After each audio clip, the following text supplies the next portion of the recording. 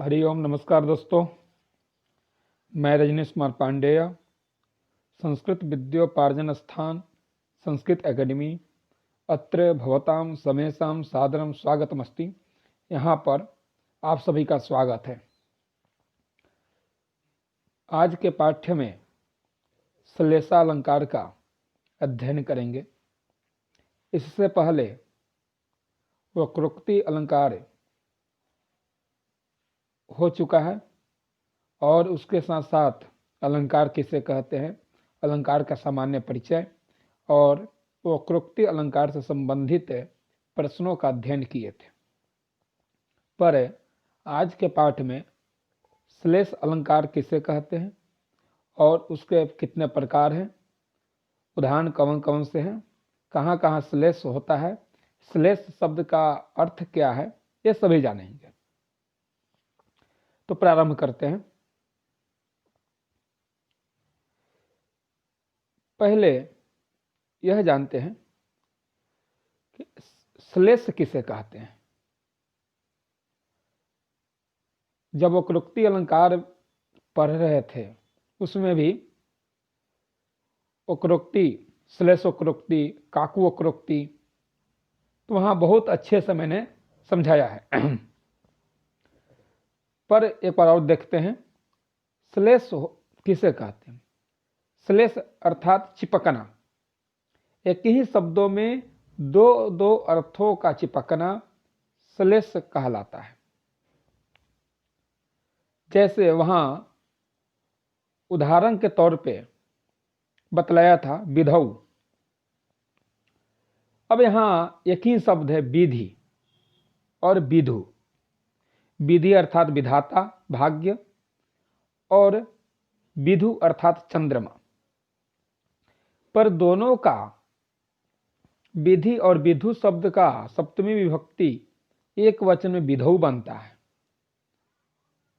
तो विधौ शब्द एक ही है, पर शब्द के भेद से, अर्थ के भेद से शब्द विभेद, अर्थ भेदेन शब्द भेद, अर्थ के भेद से शब्द भेद होते हैं, शब्द भिन्न होते हैं। तो विधौ जो पद है, यानी सप्तमी विभक्ति का एक वचन है, इसमें श्लेष है, दो अर्थ निकलता है।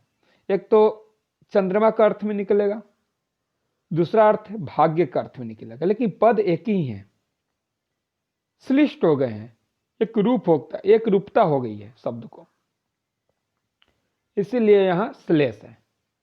तो श्लेष सामान्य तौर पे एक के शब्दों में अलग अलग शब्द चिपकना, अर्थ का चिपकना, उसे श्लेष कहते हैं।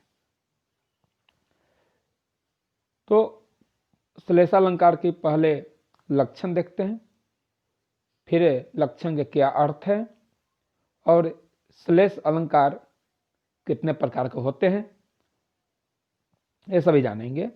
आज इस वीडियो में श्लेष अलंकार के 8 प्रकार होते हैं, 8 भेद होते हैं, और मैंने शुरू से ही कम देर, यानी कम मिनट का वीडियो बनाता हूं, क्योंकि आप सभी के पास भी समय थोड़ा सा ही होता है और बहुत सारे अध्ययन करने पड़ते हैं। तो इसीलिए हम इस 8 प्रकारों का 2-4 वीडियो में ही समाविष्ट करेंगे।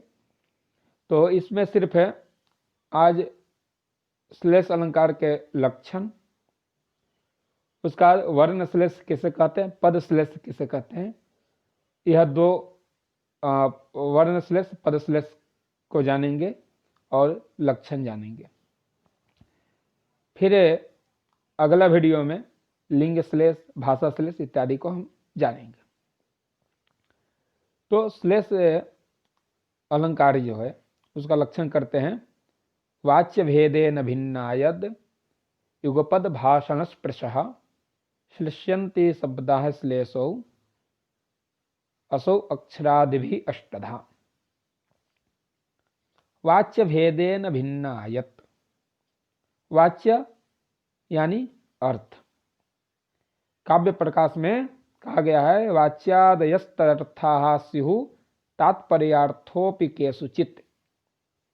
वाच्यादयः वाच्य इत्यादयः अर्थाः स्युः। ये अर्थ है वाच्य, लक्ष्य, व्यंग्य। जो अभिधा शक्ति के द्वारा सीधा प्रकट हो उसे वाच्य अर्थ कहते हैं। वाच्य भेदेन भिन्नाः शब्दाः, यहां देखिए वाच्य भेदेन भिन्नाः शब्दाः,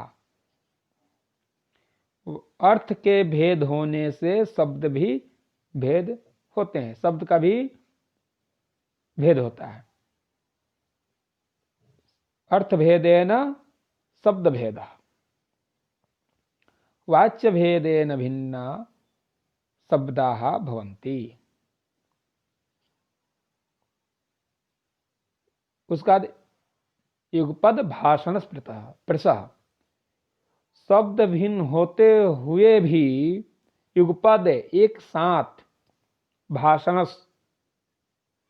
बोलने के समय एक ही लगते हैं, एक रूपता में एक रूपता होती है, एक ही रूप में दिखाई देते हैं, लेकिन वह शब्द भिन्न होता है, दूसरा अर्थ भी भिन्न होता है, पर बोलते समय ऐसे लगते हैं कि एक ही शब्द का यही अर्थ है। श्लिष्यन्ति, श्लिष्यन्ति अर्थात श्लिष्ट हो जाना, एक रूप हो जाना, वह उसे श्लेषो असौ अक्षरादिभिः अष्टधा, असौ श्लेषः, वह श्लेष अलंकार कहलाता है। वह कितने प्रकार के हैं? अक्षरादिभिः अष्टधा, वो अक्षर इत्यादि के भेद से 8 प्रकार को होते हैं। फिर एक बार और समझते हैं। वाच्य भेदेन भिन्नाः यत्, वाच्य अर्थात अर्थ, अर्थ भेदेन भिन्नाः शब्दाः भवन्ति, अर्थ के भेद से शब्द भी भिन्न हो जाते हैं। जैसे विधौ जो है उसमें विधि भी एक शब्द है, विधु भी एक शब्द है, पर दोनों का आकार जो है, बोलने का जो शैली है वो भी अलग अलग है। एक है विधु है, एक है विधि है, पर दोनों का सप्तमी एक वचन में विधौ बनता है, तो यहाँ लगता है क्या कि एक ही एक रूप है, शब्द अलग अलग नहीं है, भिन्न भिन्न नहीं है, पर दोनों शब्दों का भिन्न भिन्न भी आकार है, भिन्न भिन्न बोलने का शैली भी अलग अलग है। पर युगपद भाषण स्पृशः, एक साथ बोलने के कारण वह लगता है कि श्लिष्ट हो गया है, एक ही रूप है, ऐसा लगता है, पर दोनों भिन्न भिन्न है, उसे श्लेष कहते हैं। यानी एक ही शब्दों में दो दो अलग अलग अर्थों का चिपकना, मिलना, उसे श्लेष कहते हैं। वह श्लेष अलंकार अक्षर इत्यादि भी से 8 प्रकार के होते हैं। हमें लगता है कि यह श्लोक का जो लक्षण है इसका अर्थ आप समझे होंगे, और आगे जो 8 प्रकार के भेद हैं वह क्रमशः देखते हैं। एक है वर्ण श्लेष। वर्ण श्लेष कहाँ होता है? एक ही शब्दों में दो दो वर्ण अलग अलग चिपकना, दो दो वर्णों का अलग अलग चिपकना एक ही शब्दों में, वहां वर्ण श्लेष होते हैं। उसका पद श्लेष है। पद श्लेष जहां एक ही शब्दों में दो दो पदों का चिपकना, उसे पद श्लेष कहेंगे। लिंग श्लेष है, भाषा श्लेष है, प्रकृति श्लेष, प्रत्यय श्लेष, विभक्ति श्लेष, वचन श्लेष, ये 8 प्रकार के श्लेष के भेद होते हैं। श्लेष अलंकार के 8 भेद होते हैं, जो क्रमशः यहाँ लिखा हुआ है। वर्ण श्लेष, पद श्लेष, लिंग श्लेष, भाषा श्लेष, प्रकृति श्लेष, प्रत्यय श्लेष, विभक्ति श्लेष, वचन श्लेष, ये श्लेषालंकार के 8 भेद होते हैं। अब जहां पर वर्ण श्लेष कहाँ होगा, जहां एक ही शब्द में दो दो वर्णों का चिपकना, वहां वर्ण श्लेष होगा। एक ही शब्दों में दो दो पदों का होना अलग अलग, वहां पद श्लेष होगा। एक ही शब्द में दो अलग अलग लिंग का चिपकना, वहां लिंग श्लेष होगा। एक ही शब्द में अलग अलग भाषा चिपकना, भाषा की चिपकना ही भाषा श्लेष कहलाती है। उसी तरह प्रकृति श्लेष, प्रत्यय श्लेष, विभक्ति श्लेष, वचन श्लेष इत्यादि 8 प्रकार के श्लेषालंकार के भेद होते हैं। आगे चलते हैं। आज इस वीडियो में सिर्फ हम वर्ण श्लेष और पद श्लेष का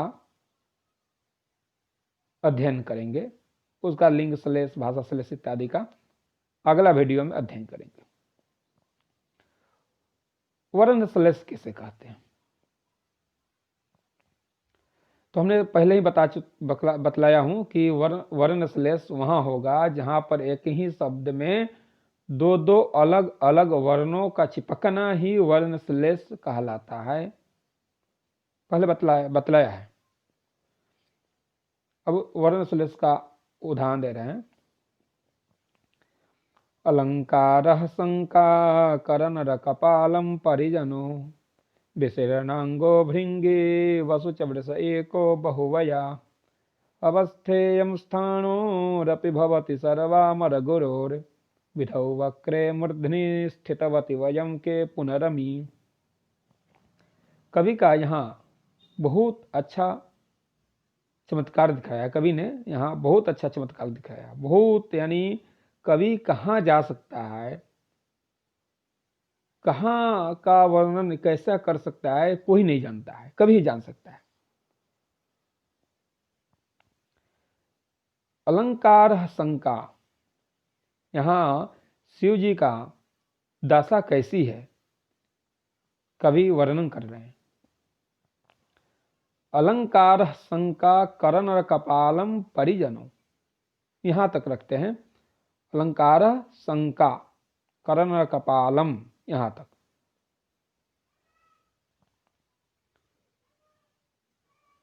अलंकार अर्थात क्या होता है? भूषण। भूषण। तो यहां शिव जी का अलंकार कैसा है? शंका करण कपालम, यानी शंका अर्थात भय, कर यानी भयंकर, नर कपालम नर के कपाल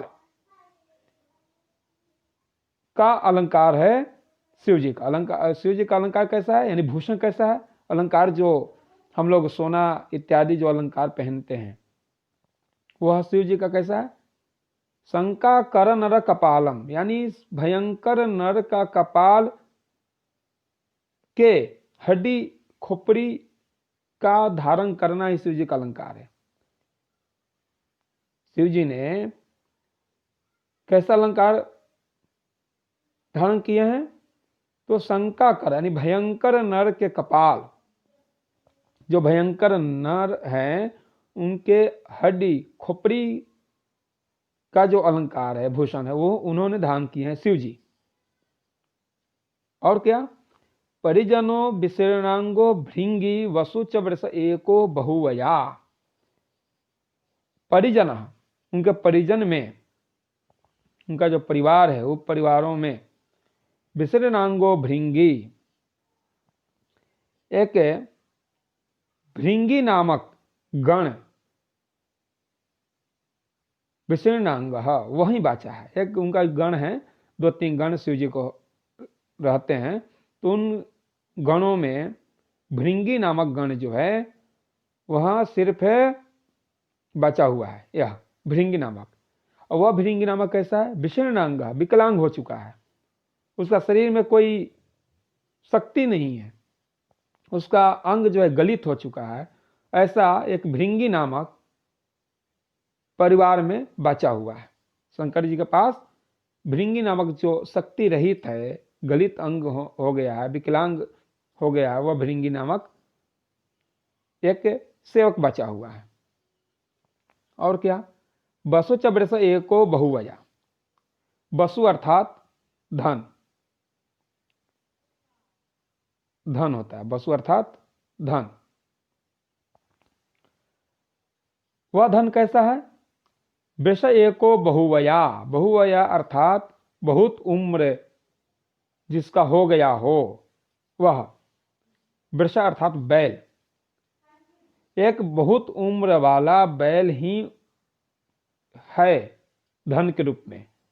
वसु अर्थात धन, वृष एको बहुवया, बहुवया अर्थात बहुत उम्र जिसका हो गया है वह बैल, मात्र एक बैल शिव जी के पास धन के रूप में स्थित है।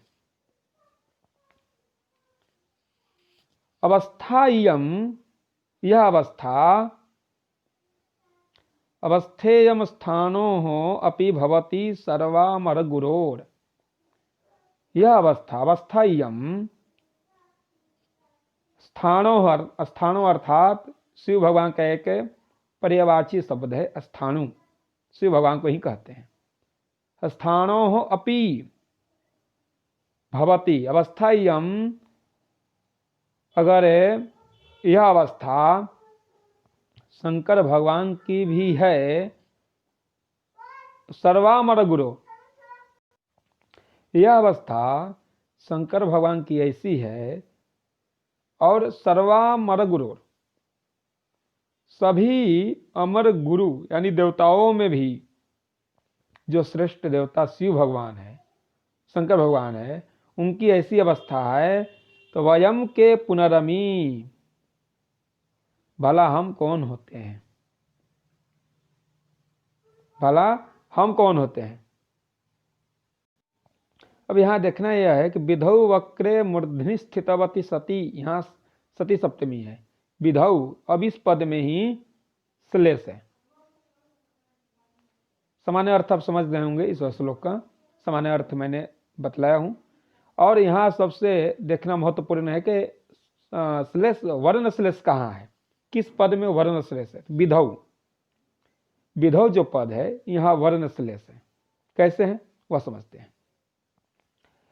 हम सभी जानते हैं कि विधौ एक विधि शब्द है, मैं लिख देता हूं,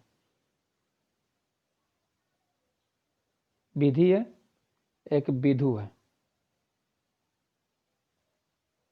मैं लिखने का प्रयास कर रहा हूं। यह विधि और विधु शब्द में, विधि अर्थात भाग्य, विधाता, विधु अर्थात चंद्रमा, यहां भी लगा देता हूं समझ में आ जाए। विधौ, तो विधि का सप्तमी एक वचन में विधौ बनता है, विधु का भी सप्तमी एक वचन में विधौ बनता है, पर शब्द भी भिन्न है, शब्द भी भिन्न है, अर्थ भी भिन्न है। अर्थ का भिन्न, विधौ वक्रे मूर्धनि स्थितवती, हम किस, वयम के पुनरमी, हम किस गली का हम लोग हैं, क्योंकि विधौ वक्रे मूर्धनि स्थितवती, शंकर भगवान के मूर्धनि सिर पे, विधौ अर्थात भाग्य का अर्थ में लेते हैं तो भाग्य ही वक्र हो गया है, उनके माथे पे भाग्य ही वक्र हो गया है, इसलिए ऐसी दशा है शंकर भगवान की, ऐसी अर्थ निकलता है, ऐसा अर्थ निकलता है कि विधौ अर्थात भाग्य ही वक्र है सिर पे, जिसके शंकर भगवान के, तो शंकर भगवान के भाग्य टेढ़ा होने के कारण ऐसी दशा है। और दूसरे अर्थ में शंकर भगवान के सिर पे चंद्रमा, ऐसा चंद्रमा टेढ़ी होने के कारण, चंद्रमा का टेढ़ा होने के कारण ऐसी दशा है। दो अर्थ निकल रहा है कि चंद्रमा के अर्थ में भी निकल रहा है, एक भाग्य के अर्थ में, विधाता के अर्थ में निकल रहा है। तो विधौ जो पद है, विधौ जो शब्द है यहां श्लेष है, एक ही शब्दों में दो वर्ण छुपे हुए हैं। कैसे दो वर्ण है, तो विधि, धी में जो ई है, यह एक वर्ण है। विधु ऊ जो है वर्ण, इसलिए वर्ण श्लेष है। यहाँ दो दो वर्ण है, एक विधि में ई है वर्ण है, विधु में ऊ है जो वर्ण है, लेकिन दोनों का सप्तमी एक वचन होने इसलिए एक ही शब्द दिखाई दे रहा है, पर दोनों का अर्थ अलग अलग है, शब्द भी अलग अलग है, और दोनों का वर्ण में भेद है। जैसे विधि में इकार है, विधु में उकार है, तो वर्ण भेद होने के कारण यहां वर्ण श्लेष हो गए। ठीक, उसके बाद है पद श्लेष। वर्ण श्लेष समझ गए होंगे आप। एक बार और मैं सामान्य अर्थ और कहाँ वर्ण श्लेष है फिर बतला देता हूं। अलंकार शंका करण कपालम परिजनो। अलंकार यानी भूषण। शंकर भगवान में भूषण कैसा है? तो शंका कर यानी भयंकर नर के कपाल,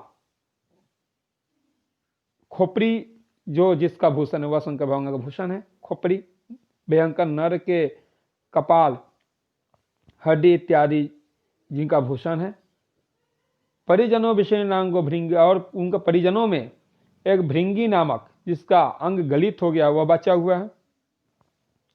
वसु वर्ष एको बहुवया, बहुत उम्र वाले वसु अर्थात धन के रूप में एक मात्र बैल बचा हुआ है। अवस्था यम, यह अवस्था स्थानो हो अपि, यदि शंकर भगवान की ऐसी अवस्था है जो भवती सर्वामर गुरु, सभी अमर देवों में श्रेष्ठ देव जो हैं, सभी देवताओं में जो श्रेष्ठ हैं, अग्रगण्य देव जो हैं, शंकर भगवान की ऐसी दशा है। वयम के पुनर्विवाह, तो हम लोग किस गली के हैं? विधौ वक्रे मूर्धनि, क्योंकि उनके माथे पे, सिर पे विधौ वक्रे, अब विधौ वक्र में ही वर्ण श्लेष है, क्योंकि माथे पर विधौ अर्थात भाग्य ही टेढ़ा हो गया है, या चंद्रमा का टेढ़ा होना, दो दो अर्थ निकल रहा है।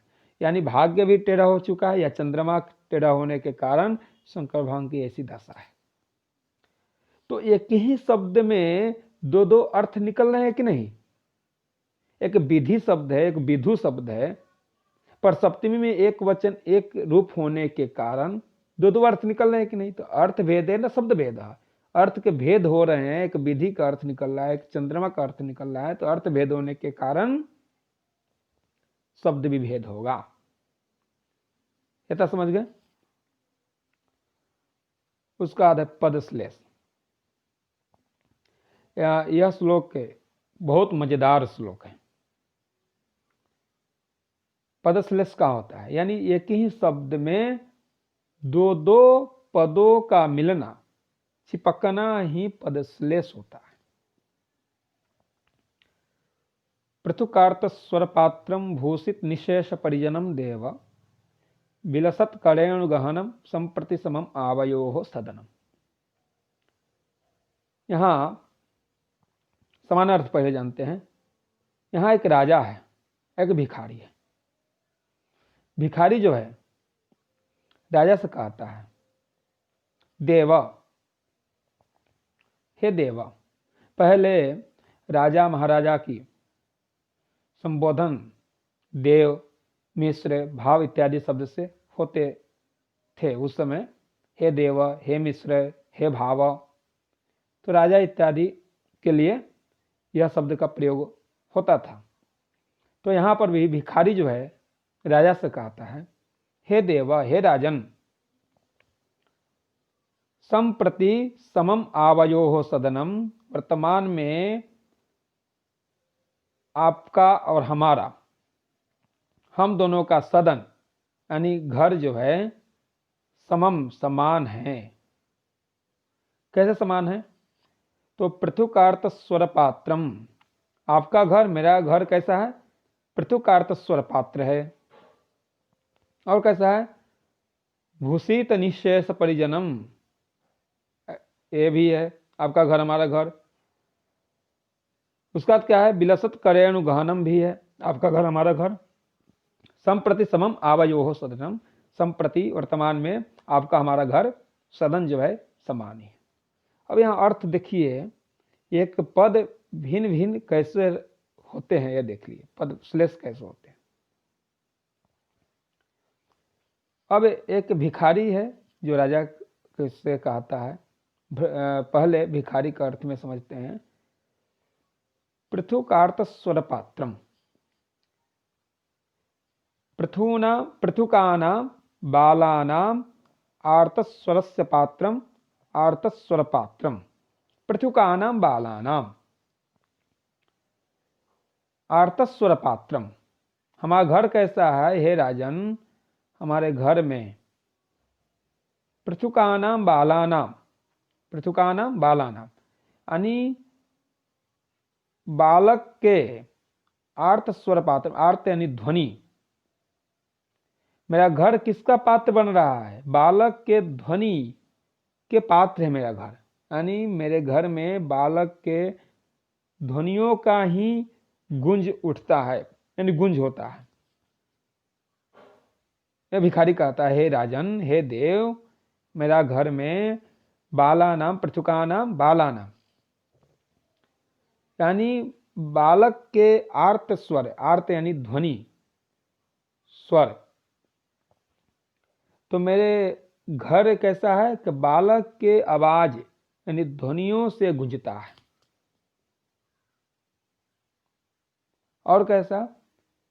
भूषित निःशेष परिजनम देव। ये पहले मैं भिखारी कर से बतलाता हूं। भूषित निषेध, एक दो शब्द है यहाँ, एक तो पृथु है, एक पृथुक है। पृथु पृथुक, पृथुक जो है यह भिखारी का अर्थ में पृथुक। दूसरा जो है भूषित निःशेष परिजनम देव। भूषित एक शब्द है, दूसरा शब्द है भूषित। एक शब्द है भूषित, दूसरा है भूषित। ऐसा तो भिखारी का अर्थ में आएगा भूषित, यानी भूमौ सिताः इति भूषित, भूषित ऐसा, यानी भूमि में सोने वाले। मेरे घर में निःशेष परिजनम, यानी ऐसे एक भी शेष परिजन नहीं है कि जो भूमि में नहीं सोते हैं, यानी भूमौ सिताः। मेरे घर में सभी लोग, जितने भी लोग हैं, जितने भी परिजन हैं, वह सब भूमि में निवास करते हैं, भूमि पर निवास करने वाले हैं। ऐसा भिखारी कहता है राजा से, हे राजन, मेरे घर जो है बालक के ध्वनि से, ध्वनि का पात्र बन गया है, और मेरे घर में जितने भी परिजन हैं, जितने भी लोग हैं, वो लोग भूमौ सिताः, भूमि में सोने वाले हैं, भूमि में रहने वाले हैं। तीसरा यह बतलाया, बिलसत करेणु गहनम। बीले सीदंती बिलसत काहा।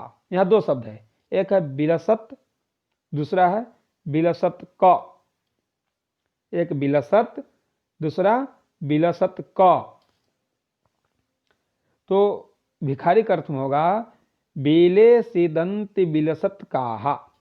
जो बिल में कौन रहते हैं? मूस, मूषक।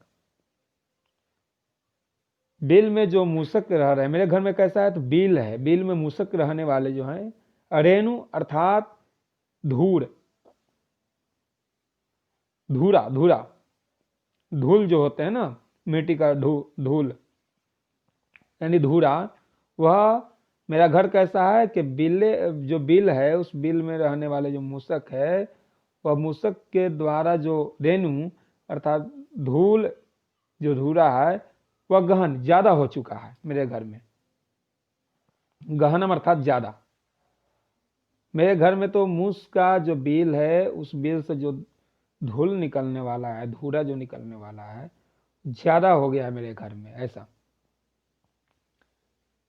इसीलिए संप्रति समम आवयो हो सदनम। वर्तमान में हमारा आपका घर जो है सदन है, समान है। अब राजा के अर्थ में देखते हैं। यहाँ पद देखिए, पद एक ही है, पृथुक जो पद है, इसमें पृथुक एक अर्थ है, एक पृथु अर्थ है।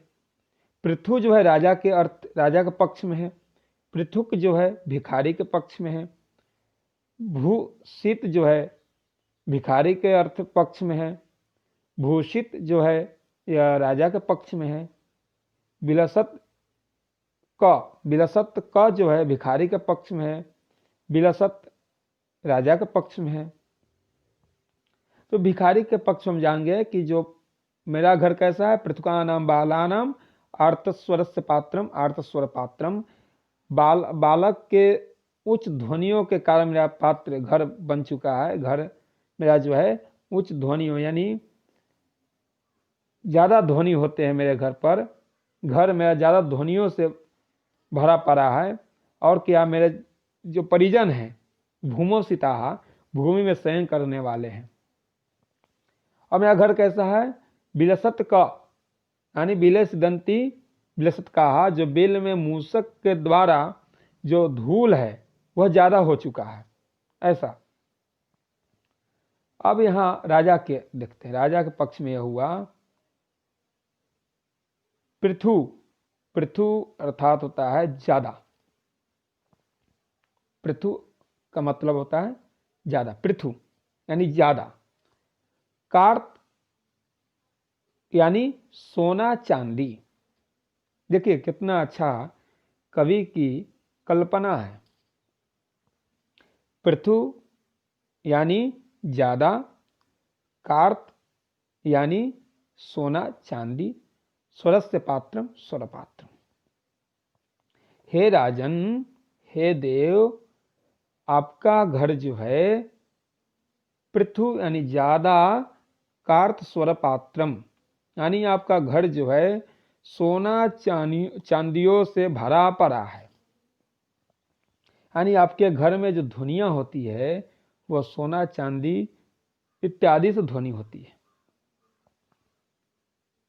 हे राजन, पृथु अर्थात ज्यादा, कार्त अर्थात सोना चांदी, पात्र यानी आपका जो घर जो स्वर है यानी ध्वनिया जो है ये सोना चांदियों के द्वारा गुंजता है। और क्या, भूषित निःशेष परिजनम, इसीलिए आपका घर पे जितने भी परिजन है निःशेष यानी कोई बचा ही नहीं है। वह क्या है, भूषित यानी भूषण सब धारण किए हैं, सोना चांदी इत्यादि, मुकुट ये सब इत्यादि धारण किए हुए हैं। पर मेरे घर में कैसे हैं, भूमोसिताः, जो भूमि में शयन करने वाले हैं। राजन, मेरे घर में भूमि पर शयन करते हैं और आपके घर में सभी निःशेष परिजन जो हैं वह भूषित यानी भूषण धारण किए हुए हैं।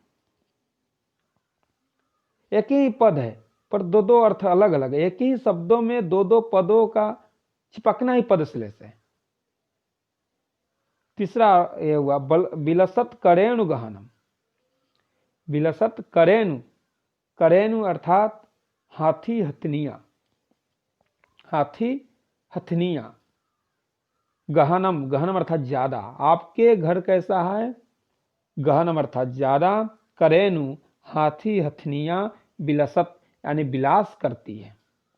आपके घर में हे राजन, आपके घर में ज्यादा करनी यानी हाथी हथनिया विलास करती है, पर मेरे घर में विलसत का, विलस दंती विलसत का, मेरे घर में तो चूहे इत्यादि के धूल से मेरा घर परिलक्षित होता है।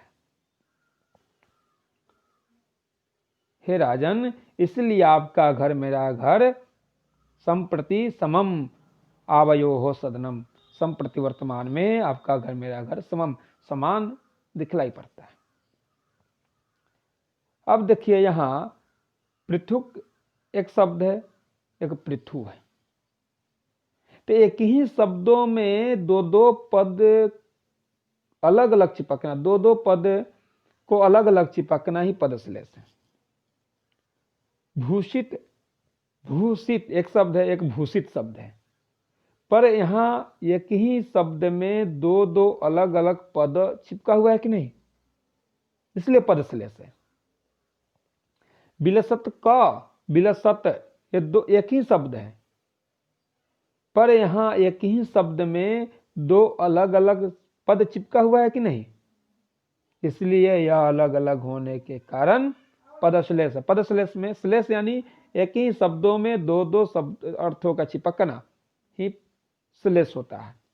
यहाँ पर भी एक ही शब्दों में दो दो पदों का चिपकना, एक पृथु है, एक पृथुक है, एक भूषित है, एक भूषित है, एक विलसत का है, एक विलसत है, पर एक ही शब्द में दो दो पदों का चिपकना अलग अलग पदश्लेष है। तो यहां तक वर्णश्लेष, वर्णश्लेष, पदश्लेष और श्लेष अलंकार के लक्षण क्या है, कितने प्रकार हैं, वो सभी जानेंगे। और इसके बाद जो वीडियो बनेगा, पदश्लेष के बाद लिंग श्लेष, भाषा श्लेष इत्यादि श्लेष का उदाहरण के और सामान्य अर्थ, और अंतिम में सभी से प्रश्न यानी 20-30 प्रश्न बना के लाऊंगा, और जिससे आपका अध्ययन करने के बाद जब प्रश्न हल करेंगे तो आपको समझ में आएगा कि हाँ मैंने अच्छे से पढ़ा है। बिहार में ठंड होने का ना, परीक्षा में लीन था पहले, इसलिए बहुत सारे वीडियो नहीं बना पाया हूँ, पर अब धीरे धीरे प्रयास करूँगा कि वीडियो हमेशा आपके पास पहुँच जाए। अस्तु, धन्यवाद।